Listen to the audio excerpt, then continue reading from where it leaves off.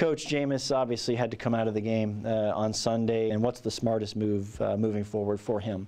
Well, the smartest move is always what's best for the player, and that's always 100% of the time determined by our medical people. And Jameis did have another MRI this morning, and they're recommending at this time that we shut him down for at least 2 weeks, that he rests and rehabs that shoulder for at least 2 weeks. I had asked you before, when the injury first occurred, I had asked, I said, listen, when you're throwing a ball like a pitcher in baseball, does it get to a point where you cannot be as effective as you want to be, and you are doing risking further damage by trying to compensate that way? Is that something that he's been dealing with all these weeks? Well, I'm sure there's been some amount of dealing with that, but you know, that isn't always evidence on the outside. And again, he was cleared medically, and you know, our doctors are telling us that he wasn't going to do structural damage, and he was at no further risk than he would normally be playing quarterback. Now, you know, yesterday when he re-aggravated, he got hit from the left side, and the defensive player and his weight all fell right on that right shoulder. So, you know, that's one of those ones that's, you know, not going to be good no matter how you slice it. And you know, at this point, they're saying, we need to sit him down. It was encouraging to see Will Golston walking out of the Superdome yesterday. How fortunate is he, and what is in his future this week or beyond?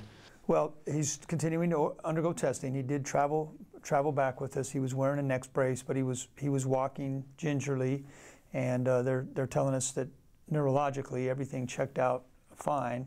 But then as far as, you know, what he's dealing with as far as playing down the line, that's going to be something that we'll know more about in the next couple of days. And just the game in general, when you watch a game like that, you get the fumble, you kick a field goal, everything's manageable, and then all of a sudden it gets away from you a little bit. What are you seeing? The same things over and over, same habits? What do you see on the film? Well, a combination of things that add up to not good football. You know, just inconsistency across the board, some good play at times, but not enough team play, too many missed assignments, missed tackles, missed blocks. Football is not that complicated of a game. I mean, we have to block and tackle better. We have to catch and throw better, throw and catch better. We have to cover and run better, and obviously we have to coach better. That's all part of it too. But we're doing too many things to beat ourselves right now, and we're doing some good things in increments, but you got to be able to sustain those things for 60 minutes, and when we start doing that, we're going to get back to winning games. I presume you watched the incident in front of the sideline.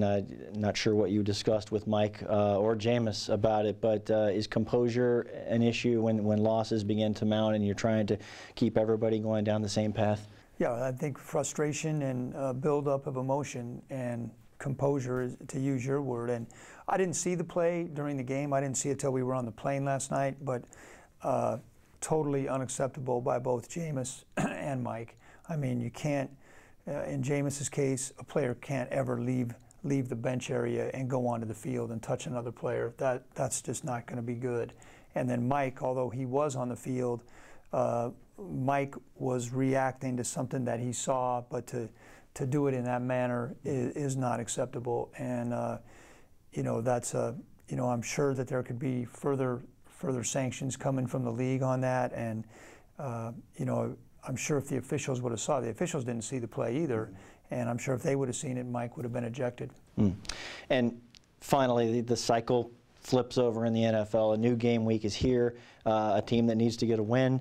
Obviously, besides game planning for the Jets, what do you need to see this week, maybe from team leadership, from the coaching staff, from the way practices run? What are you looking for this week to maybe turn the tide here? Well, everybody has to do their part. And, you know, I talked to the coaches today, I talked to the players today, and you know, once you recognize what the issues are, which when you lose a game, that's what Mondays are, you're recognizing what your issues are.